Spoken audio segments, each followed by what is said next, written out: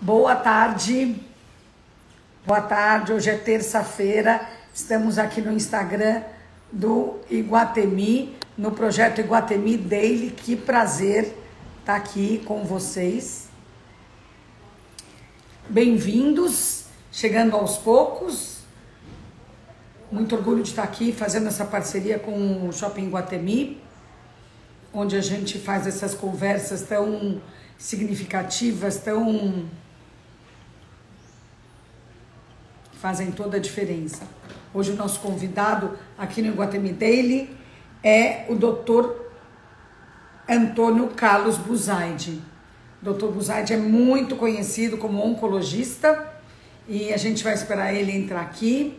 Enquanto isso, eu vou fazer uma pequena apresentação do Dr. Buzaide. O Dr. Antônio Carlos Buzaide é graduado pela USP, Universidade de São Paulo, com especialização em oncologia e hematologia, no Arizona Cancer Center, nos Estados Unidos.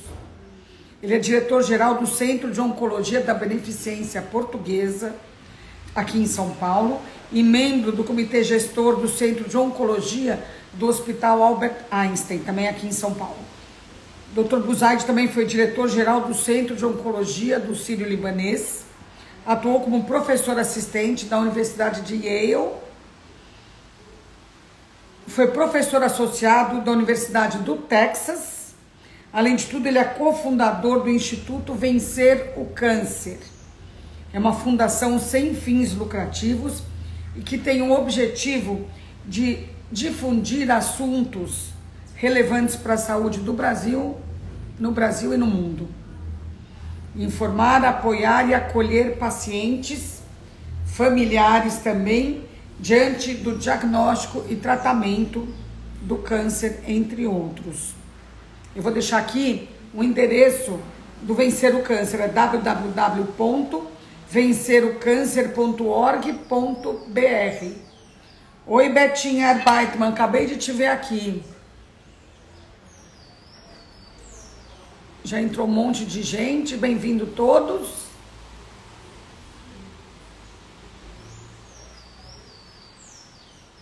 Estou esperando o Dr. Buzaide entrar. Eu sempre entro um pouquinho antes.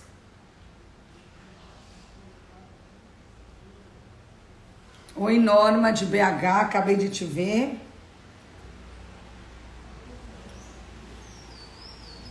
Vamos ver se o Dr. Buzaide já entrou, ainda não. Ele vai pedir para entrar, né, Morgana?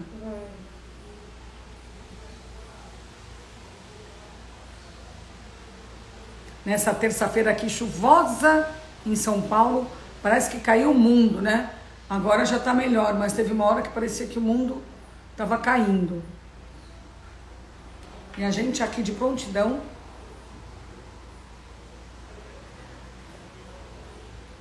esperando o Dr. Buzaide.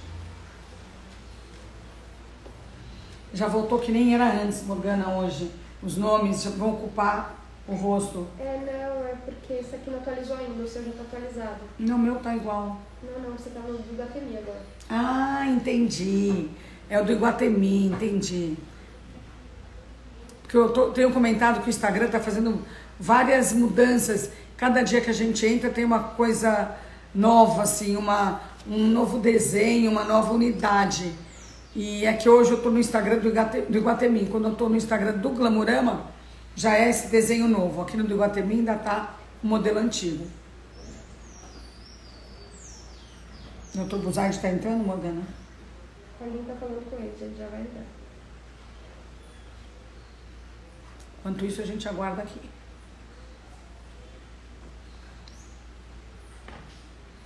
Lembrando que a gente está no mês de outubro, famoso por ser o Outubro Rosa, o mês da gente detectar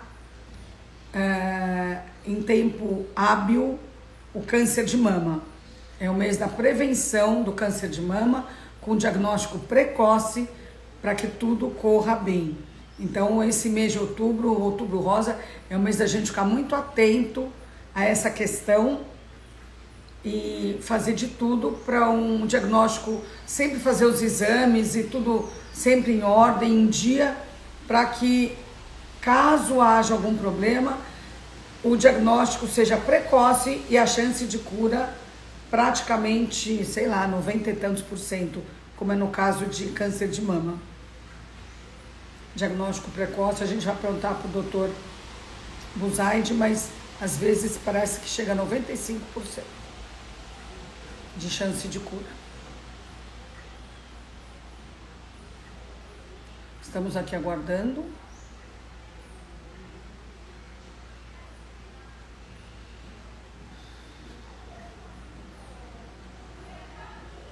Ele já solicitou para participar. Já está aqui? Vencer o câncer. Pronto. Convite para entrar, um pedido para entrar do Dr. Buzaide. Conectando. Doutor Buzaide, boa tarde. Como vai, Joyce? Tudo bem? Tudo bem, e você? Bem-vindo, viu? Obrigado, eu que agradeço o honroso convite. Olha, é um prazer enorme ter você aqui com a gente no Iguatemi Daily. É um espaço que a gente faz conversas para ajudar todo mundo, interessantes, inteligentes. E no mês do Outubro Rosa, ninguém melhor do que você para conversar com a gente aqui. Obrigado, é um prazer. Doutor Buzaide, como é que a gente está no Brasil hoje em dia em relação aos tratamentos de câncer? A gente tem avançado com uma velocidade esperada? A gente está muito atrasado? Esclarece um pouquinho, por favor. Quando você pega todos os tipos de câncer, eu acho que nós no Brasil estamos muito próximos dos Estados Unidos, exceto por uns 2 ou 3 medicamentos. Então, é um número pequeno, a diferença é pequena. Recentemente, lembrando, nós temos 3 grandes tipos de câncer de mama. Aquele que é rico em receptores hormonais e que não tem a proteína HER2. Aquele que tem a proteína HER2, a gente chama de HER2 positivo. E aquele que não tem receptor nenhum, que nós chamamos de triplo negativo.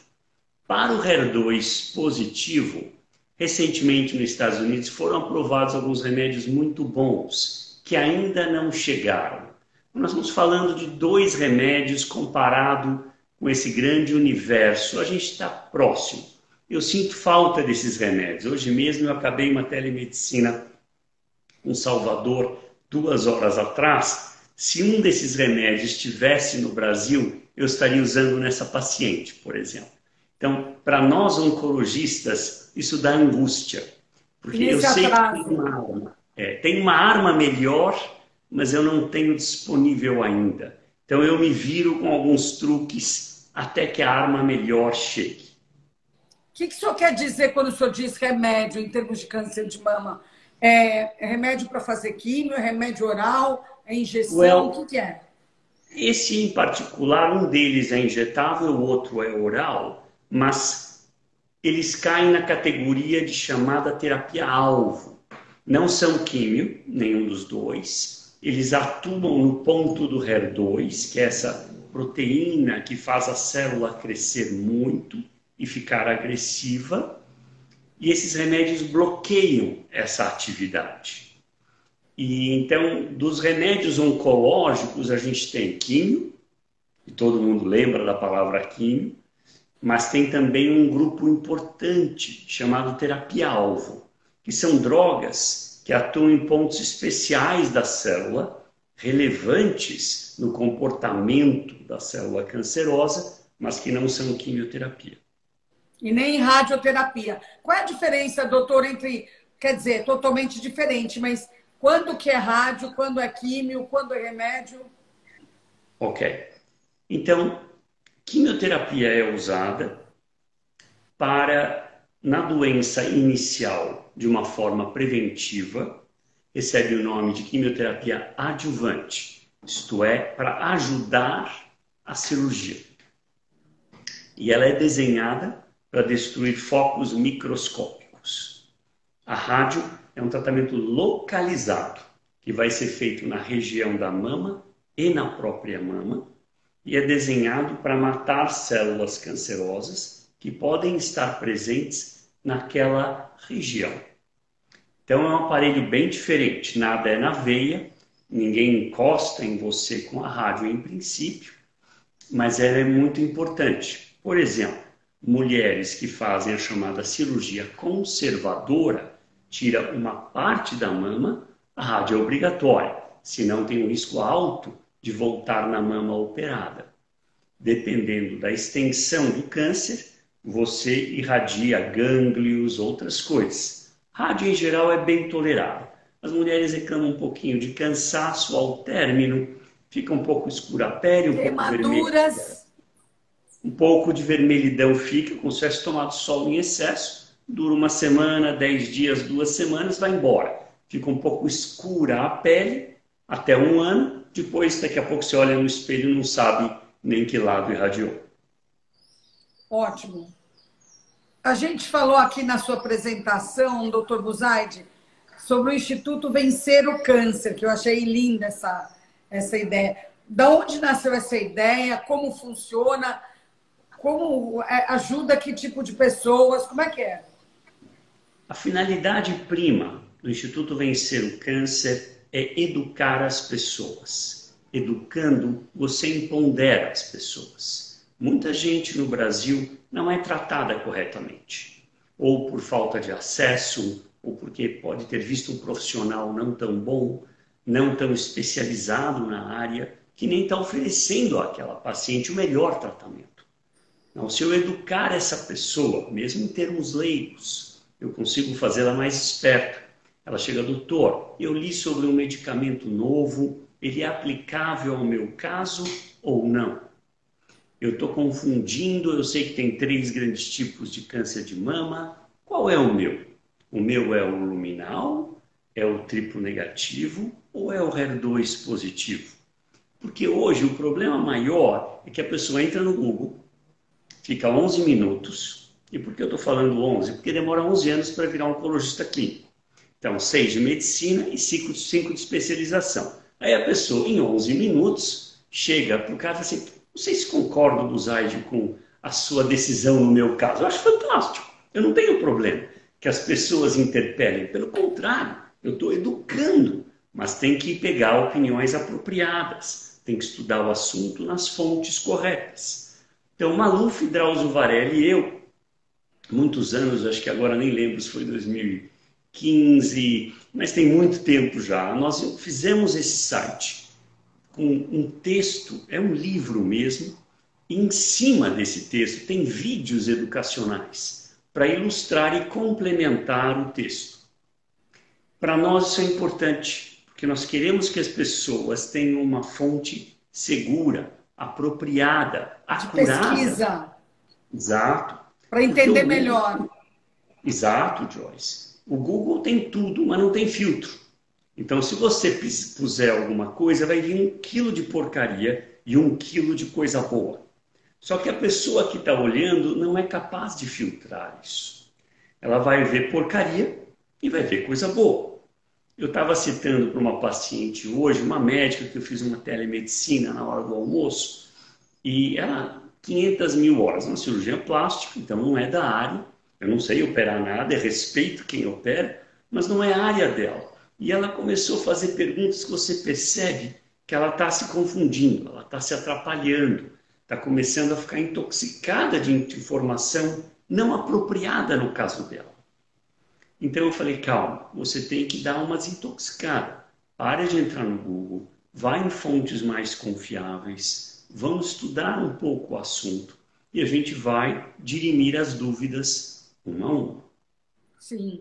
Então é um banco de dados confiável que vocês fizeram, certo? Exato. Muito.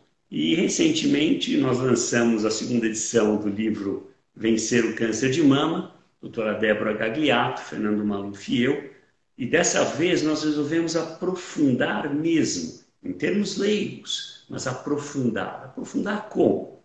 Nós separamos vários capítulos novos, de acordo com o subtipo. Então, se a pessoa tem um tumor luminal de mama inicial, localizado, ela vai ler câncer de mama inicial luminal. Como eu faço? O que eu faço? O que é hormonioterapia? Precisa de químio, no meu caso, ou não? O que determina a necessidade de químio ou não? Então, nós fizemos isso para cada tipo. Então, ficaram 6 capítulos novos. O tumor inicial de cada um, do luminal, do tipo negativo, do HER2 positivo e a doença avançada, infelizmente metastática, de cada grupo. Aí a pessoa consegue se aprofundar e interpelar o médico, fazer perguntas inteligentes, que até são importantes para desafiar um pouco. É fundamental, né, doutor Busaid? Uma das perguntas que eu ia fazer para você é qual a importância do paciente se envolver muito no tratamento. Eu acho que o paciente deve se envolver. O paciente deve perguntar, deve ter as suas perguntas respondidas. Nós não vamos ter resposta para todas as perguntas, eu sei disso, mas aquelas que puderem ser respondidas, vão ser respondidas. E eu acho isso importante. Não, o paciente tem que confiar, tá certo? E se não houver a confiança, a relação médico-paciente fica erodida. Sim. Um exemplo que todo mundo sabe que eu cuido da Ana Maria Braga e a Ana, o que eu falo, ela aceita. Eu falo, Ana, você tem o direito de questionar. Não, você falar, Busaid, eu vou executar. Eu falo, Ana, eu agradeço a confiança, mas você pode interpelar, perguntar. Não, eu já entendi tudo que você falou. Então vamos tratar. Eu falei, tá bom. Mas o ponto é que é importante. É importante sempre perguntar. Eu acho que dá um medão, né, doutor Busaid? Por isso também que às vezes parece que a pessoa não quer se inteirar mais, que é para não ter uma notícia pior do que já está tendo, né? Eu concordo. Mas eu acho que nós fomos treinados ao longo dos anos a tentar falar as coisas de uma maneira mais branda, enfatizando o otimismo, enfatizando o lado positivo. Se a gente não brigar dessa forma, não dá para brigar. Não é nem para praticar oncologia. Como é que vocês fazem, você faz, doutor Busaid, quando, assim, na primeira consulta, pós-cirurgia ou pré-cirurgia, depende do caso, quando vocês descobrem que o paciente tem uma coisa séria? Como que é essa conversa? Essa é uma conversa dura. E dura para os dois lados. Porque se por um lado eu não posso mentir para o paciente, por outro eu posso tentar às vezes omitir algumas coisas muito duras que a pessoa vai ouvir e às vezes é melhor você fazer isso em parte. Antigamente, na cultura americana, e eu fui educado, como você mostrou aí nos Estados Unidos e trabalhei por 10 anos, era uma cultura de goela abaixo. O paciente vinha e falou, olha, o senhor tem aproximadamente 6 a 8 meses de vida, deixe seus papéis em ordem. Isso mudou até nos Estados Unidos. Isso ocorreu lá por causa dos processos. Tinham pacientes que você vai acreditar, o médico foi processado porque ele não foi claro que o caso dele era tão grave. E aí o médico começa a retaliar. Então agora eu vou falar mesmo para o cara entender preto no branco. E aí a medicina começou a ficar dura. O médico começou a ser quase ríspido no que concerne o prognóstico. Falou, o senhor entendeu que o senhor é grave e que o senhor talvez tenha menos de 1 ano de vida? E aí a medicina começou a ficar defensiva. Resultado da cultura do processo, típico da cultura americana. Quase 1 cada 2 médicos são processados. Nossa, não sabia desse número. É muito elevado. Em grande parte para as pessoas pegarem dinheiro mesmo, de má fé. É um processo, eu quando era professor da Universidade de Yale, eu dava muita opinião legal para erros médicos. E você percebe que a maior parte das vezes o processo não havia erro médico. Eu falava para o advogado, eu entendo, o paciente não teve uma boa evolução, mas não há um erro técnico. O paciente foi corretamente tratado. Foi uma infelicidade que ocorreu. E a maior causa daquilo, na realidade, nem é o erro, é a cultura americana não tem o mesmo grau de atenção e carinho que nós damos aos nossos pacientes. De empatia, né? Os nossos pacientes, os pacientes meus americanos, eu tenho 2 em tratamento aqui, eles falam que a gente não trata, a gente paparica. Porque a gente cuida, liga, manda a enfermeira ligar todo dia para ver se está tudo bem com o tratamento. Mas eu acho que esse tipo de paciente, doutor Buzaide, ele merece ser paparicado, né? Eu não tenho dúvida disso. Tem, principalmente pacientes que estão em tratamentos mais duros, eu falo para minha enfermeira, ligue diariamente, falo, Buzaide está perguntando como está. Isso é importante, o doente se sentir amparado, se sentir assistido. É óbvio, o tempo nosso é curto, a gente está sempre trabalhando stretch hours, 14 horas por dia, 15 horas por dia, mas a gente julga importante esse grau de atenção. Concordo. E os pacientes têm o nosso sistema de comunicação para urgências 24 horas. Então, eu acho que isso tudo é importante na oncologia. Doutor Buzaide, falando em Outubro Rosa e prevenção, tudo, parece que o protocolo é as mulheres fazerem esses exames mamografias, ultrassonografias da mama, com 40 anos de idade. Porém, eu já ouvi muitos casos de pacientes antes. Tem paciente com 20 e poucos anos, tem com 30 e poucos. E por que o protocolo não sugere que se faça antes? O protocolo usa em consideração o conceito de custo-benefício. Bom, Zaid, mas eu tenho dinheiro, eu tenho 30 anos, mas eu quero fazer. Pode até ser feito, só que a chance de você identificar alguma coisa numa pessoa com menos de 40 anos, a menos que haja uma história familiar ou uma mutação genética que aumente o risco dessa pessoa em idade jovem, o retorno desse exame é quase nenhum. Igual você fazer uma coluna numa pessoa com colonoscopia aos 30 anos. Em geral, o câncer de intestino começa a aparecer depois dos 45. Então, a recomendação é 45 anos de corte. Mas isso basicamente é estatístico e baseado em custo-benefício. Óbvio que se a pessoa tem história familiar ou mutação genética, as imagens podem começar até aos 20. Então, tudo isso entra na equação. Caso a caso, né? Quer dizer, exato. Protocolo é uma coisa... Para a população em geral.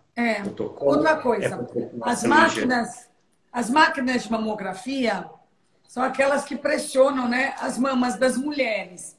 Será que depois elas ficam bem traumatizadas? Às vezes, antes de fazer pela primeira vez, as mulheres já falam, é horrível, horrível, horrível. Eu, pessoalmente, não tenho trauma disso. Tenho outros, não tenho disso.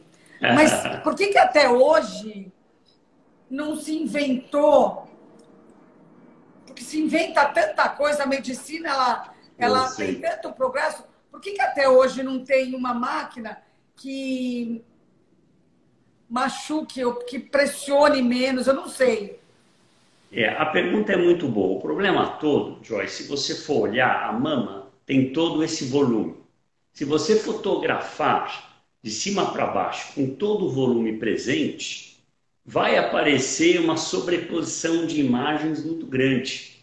Então, a pressão é para tentar diminuir essa espessura e diminuir as sobreposições de imagem. Não, nós estamos trabalhando nisso. Por exemplo, já tem uma imagem que é uma tomografia da mama. 3D, não tem? Ela é um 3D, é sofisticada, chama tomossíntese. E só que é um exame, obviamente, mais caro, tem um pouco mais de radiação que a mamografia habitual, não é disponível no Brasil afora. Todo mundo. Nós estamos melhorando, o custo das máquinas está diminuindo, eventualmente nós vamos melhorar isso. Essa é uma queixa que eu acho que as mulheres têm, apropriada, e que está todo mundo trabalhando na parte técnica para melhorar esse desconforto. Ótimo. Nós, mulheres, agradeceremos. Vamos falar agora um pouquinho de uma coisa que é mais chata, que é o câncer mais avançado em metástase, já em estado de metástase. O senhor falou que já tem remédios fora do Brasil mais avançados. O que nos impede? Quando a gente vai ter essa mesma possibilidade para pacientes mais complicados? Então, veja, como eu disse antes, nós temos 3 grandes grupos de câncer de mama. o tal do luminal, rico em receptores hormonais com a proteína HER2 não presente ou normal, aquele que não tem receptor nenhum, nem de estrógeno, nem progesterona, nem o HER2, rotulado como triplo negativo, e aquele que tem o HER2, chamado de HER2 positivo. O único grupo que está faltando remédio no Brasil agora é para o HER2, que foi, e na verdade tem um para triplo negativo também, aprovado recentemente, que nós não temos. Então tem 3 remédios que seriam úteis se estivessem aqui. Por que demora um pouco? Os Estados Unidos, em geral, é o país que aprova primeiro. Depois, a indústria farmacêutica submete para a Anvisa um dossiê explicando por que eles acham que a medicação deve ser aprovada no Brasil. Eles dão prioridade à Anvisa, em geral, para remédios de câncer. Todos nós, de alguma forma ou outra, somos tocados por isso. A minha mãe faleceu de câncer de mama. Então, nós sabemos desse problema. O ponto é que tem um processo que tem que ser respeitado. A Anvisa melhorou muito a sua eficiência. Ela hoje é uma máquina capaz de rever com profundidade, com experts, em tempo muito mais acelerado do que era há poucos anos atrás. Eu frequentemente faço apresentações para a Anvisa, a gente percebe o nível elevado dos profissionais que analisam. Então nós estamos melhorando, mas infelizmente vai haver esse intervalo de meses. Pode ser 6, pode ser 12. E para quem está doente, esse tempo é infinito. E para nós médicos, se queremos oferecer o melhor remédio, produz uma profunda angústia. Tentar importar a medicação, além de um custo absurdamente alto, demora, tem para na importação. Então, não é uma coisa tão simples assim. Então, uma coisa é fato. Para nós médicos, não termos todas as armas é uma fonte de angústia. Doutor Buzaide, existe alguma coisa que nós mulheres podemos fazer para nos prevenir do câncer de mama? Vamos falar um pouco de fatores causais. Então, tem aqueles que a gente não consegue fazer nada. Por exemplo, a mulher que menstrua muito jovem, que tem a menarca muito precoce e a menopausa tardia, muitos ciclos hormonais no corpo, aumenta o risco de câncer de mama. Well, nasci assim, Buzaide. O que eu posso fazer? Well, só para saber que aumenta um pouco o risco. Outras coisas que aumentam o risco um pouco é reposição hormonal na pós-menopausa e é tempo dependente. Então, se você usar 2 anos, o risco é minúsculo. Se você usar 5, já aumenta um pouco. Então, o aumento ele é pequeno, mas ele aumenta um pouco o risco. A pílula contraceptiva oral, a pílula anticoncepcional, aumenta um pouquinho. E as pessoas falam, bom, mas e a sua filha tomaria? Sim, porque aumenta um pouco de mama, é um pouquinho, eu vou explicar esse número, mas, por exemplo, reduz o câncer de ovário, reduz o câncer de intestino grosso, no geral até reduz um pouco. Câncer em geral, embora aumente um pouco de mama. O que eu brinco com os pacientes em geral, eu falo, olha, imagine que você tivesse um salário de R$1 por mês e eu aumentasse em 20% esse risco, aumentaria em 20 centavos. Então, como você ganha muito pouco, 20% a mais de risco e o risco é baixo, é pequeno. Você ganhar R$100 mil por mês e aumentasse 20%, fala, agora o número melhorou. É mesmo 20%. O ponto é que o risco é muito baixo. Então, a gente aceita esse risco pelo benefício de reduzir outros cânceres e pela proteção contra a gestação. Outros fatores, alimentação. Eu sou um desses caras meio vidrado em alimentação. Até brincaram de que o Buzaide morrer, ele vai morrer saudável. Porque então que eu como saudável de tudo. E vão dizer, e morreu saudável.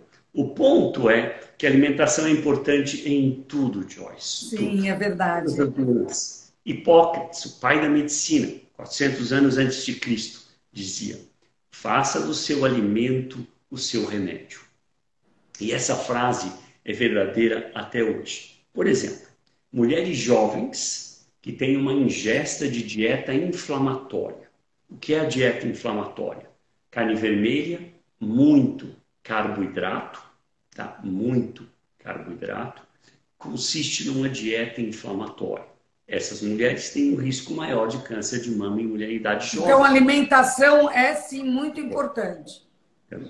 Atividade física reduz risco? Sim, reduz risco de ter câncer de mama, e quem teve reduz o risco de voltar o câncer de mama. Isso é inequívoco. Não é que precisa de mais estudo, tal. Então, a alimentação é muito importante. Eu dedico boa parte da minha consulta à nutrição. Eu acabei de ver uma moça agora de 17 anos com câncer. Não é de mama, é um melanoma que pegou na região da parótida. Uma menina, 17 anos. E eu vou dar imunoterapia para ela preventiva. Então, a primeira parte, metade da consulta de hoje, eu acabei de vê-la, era dedicada à nutrição saudável. Porque a nutrição saudável resulta em uma estimulação do sistema imune. Então eu falei para ela, docinho não tem. O que tem na natureza pode comer. O que a gente inventa não. Então eu brinquei com ela, se você achar uma árvore de quindim, eu deixo comer. E aí a mãe falou, ela come saudável, mas quando ela escapa nos doces. Então, doce não é bom. O doce estraga a flora intestinal, cujo nome hoje recebe o nome de microbioma intestinal. Ele é muito importante para o sistema imune. Muito, não um pouco. Você não acredita, mas se você esterilizar o intestino de um rato, lavar cheio de antibiótico, e eu tentar estimular o sistema imune do rato, não estimula. Você fala, não é possível, Buzaide. Precisa ter bactéria no intestino. A bactéria é importante, a bactéria é saudável, para estimular o sistema imune do animal. Tipo probióticos? O probiótico ele é vendido com esse conceito. Só que nós temos que tomar cuidado. Tem probióticos que vão para o mal. Então, o melhor não é tomar probiótico. É você comer uma dieta saudável. Como assim? Uma salada bem grande. A salada funciona como o chamado pré-biótico. Pré-biótico é o alimento para fazer a bactéria boa crescer. Então, a salada funciona como um pré-biótico. Além de ter bactérias, que são boas, ela tem o alimento da bactéria boa. Então, se você comer uma dieta rica em fibras, grande salada, o seu sistema imune começa a funcionar melhor. Ele consegue ser mais estimulado. Se você comer porcaria, lotar de carne vermelha, doces, etc., o microbioma fica péssimo. O sistema inflamado, né? Que nem você falou. Fica muito ruim. Então, isso é importante para todos os cânceres. Todos, sem exceção. Então, você falou alimentação e você falou exercício físico. E a cabeça? Essa é a pergunta mais difícil para responder. Ótima pergunta. Todo mundo faz essa pergunta. Buzaide, esse câncer apareceu porque o meu marido foi embora. Sempre tem uma frase dessa no consultório. Esse câncer apareceu porque eu perdi um ente querido. A literatura não é tão clara. Se você ficar umas 15 horas no Google, você vai ver resultados conflitantes. A gente até acha alguns estudos que mostram quem teve o grande estresse. Os 3 grandes estresses da medicina são perda de ente querido, perda de trabalho e separação.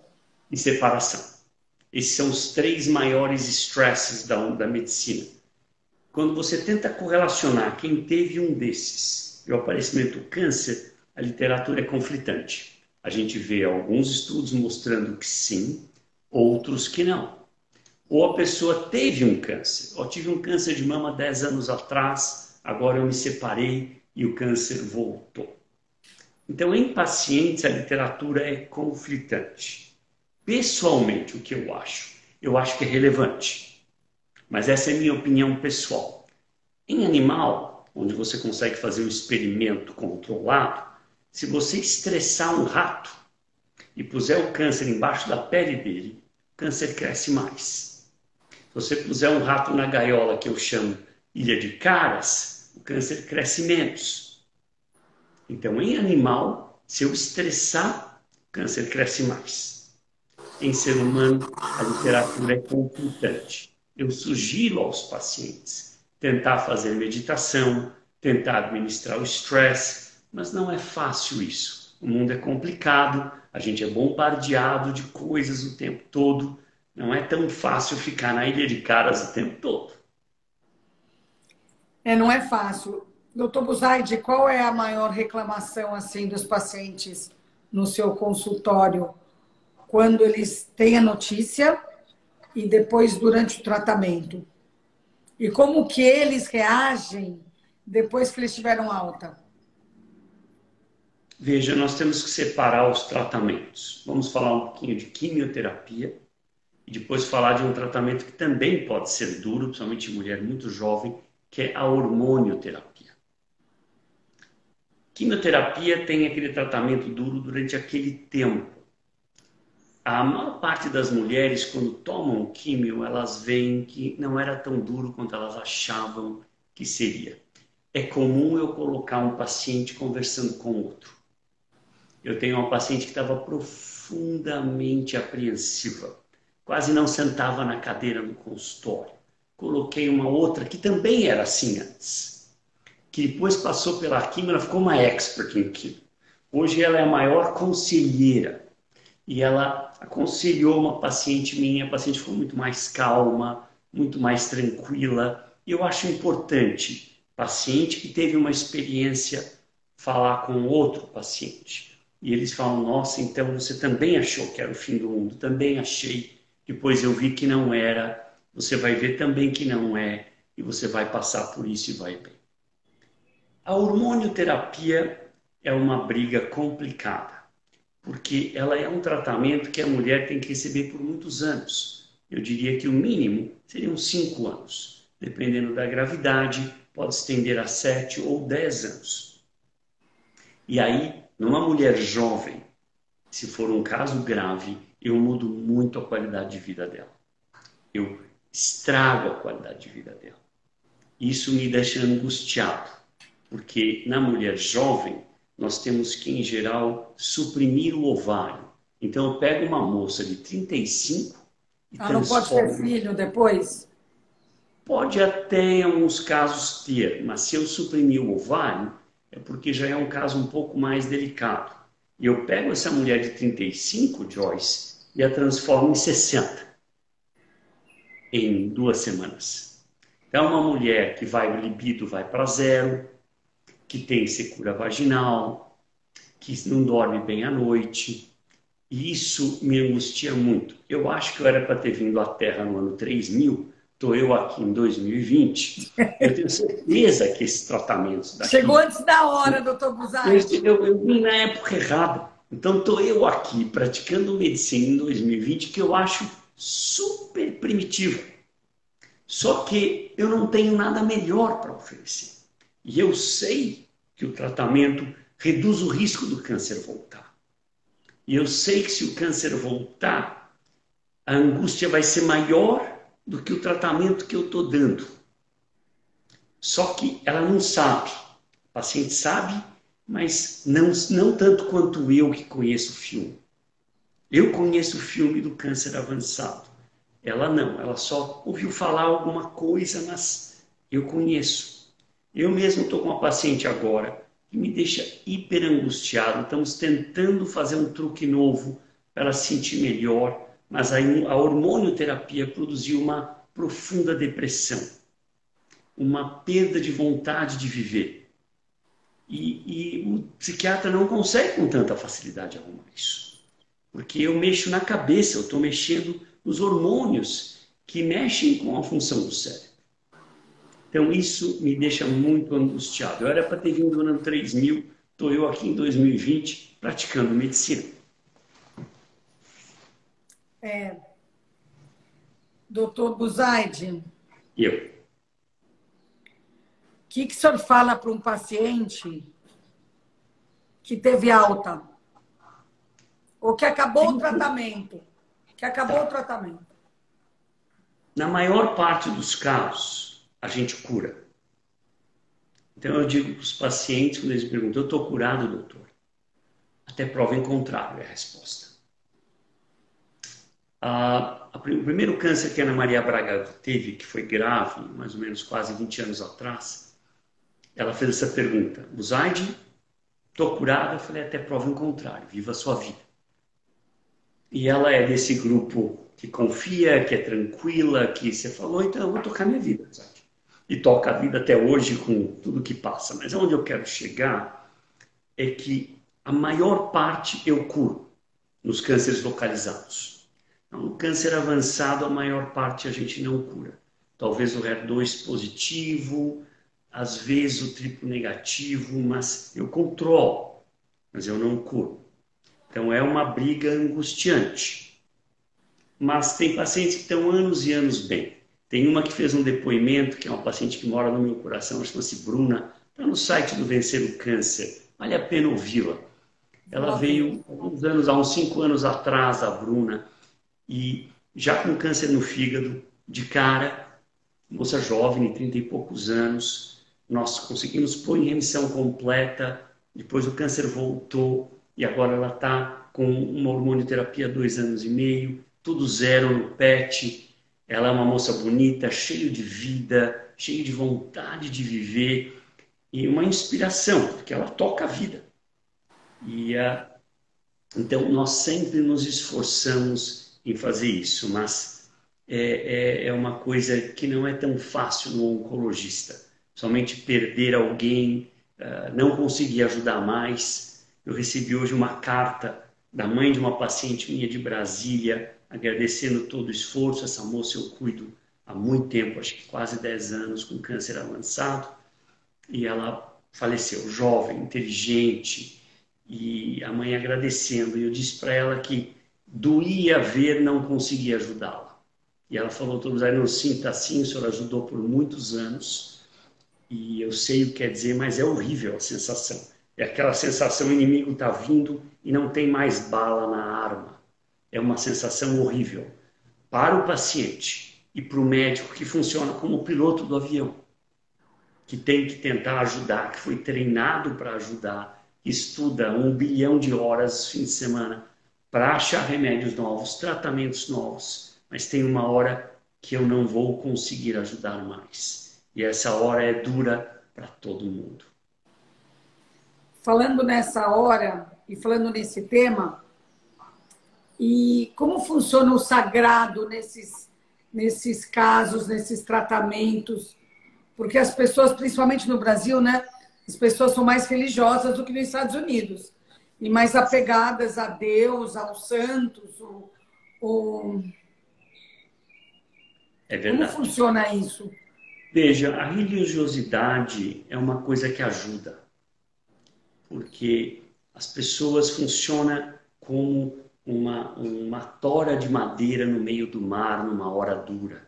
Ela se agarra nisso, ela sente um certo alívio, porque essa angústia do ninguém está me ajudando, ela é dura. Eu estou com pacientes agora que eu não estou conseguindo ajudar, um com melanoma, está me deixando hiper angustiado. Mandei o caso para mais de 10 experts no mundo.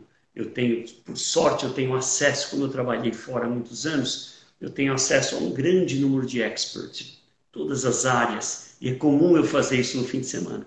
Eu preparo o caso com slides, com foto, com tomo, com patch, mando, e as pessoas são corteses, respondem, eu faria isso, eu tenho tal medicação, eu tenho esse protocolo experimental, porque a angústia de não conseguir ajudar é dura, muito dura.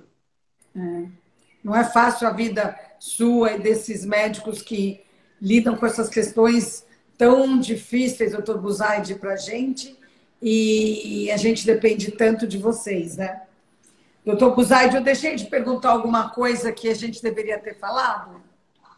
Eu acho que você cobriu bem, eu só queria reiterar que no site do Vencer o Câncer, nós disponibilizamos esse livro novo em PDF, obviamente gratuitamente, para as pessoas baixarem. Eu acho que as pessoas que devem ler o livro são aquelas que têm interesse em entender melhor o problema, em ponderar-se, para poder conversar com os seus médicos, de uma maneira mais inteligente, de uma maneira mais sólida.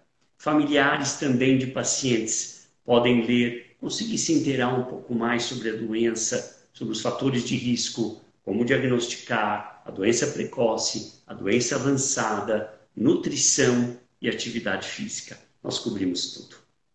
Parabéns, doutor Buzaide, parabéns pelo seu trabalho, pela sua carreira, pela sua humanidade e por dar essa aula para a gente que está aqui escutando informações tão importantes e tão relevantes nesse mês de outubro.